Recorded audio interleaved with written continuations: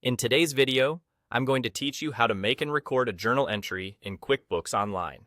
Journal entries are perfect for adjustments, accruals, and moving amounts between accounts when there isn't a direct form, like an invoice or bill, to capture the transaction. We'll keep this simple, clear, and accurate so your books stay balanced. First, click on New at the top left. This opens the Create menu where all new transactions start. From here, select Journal Entry. QuickBooks will open a fresh journal entry form.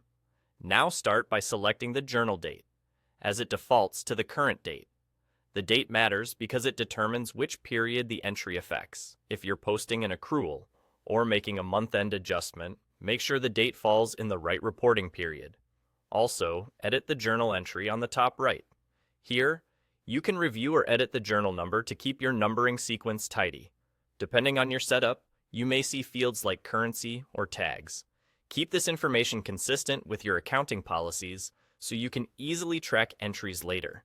Now start inputting all the necessary details for the journal in the table provided. In the Account column, choose the accounts you want to affect.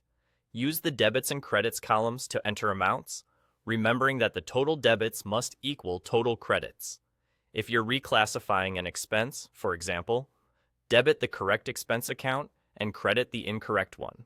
You can add a description for each line to make the purpose clear.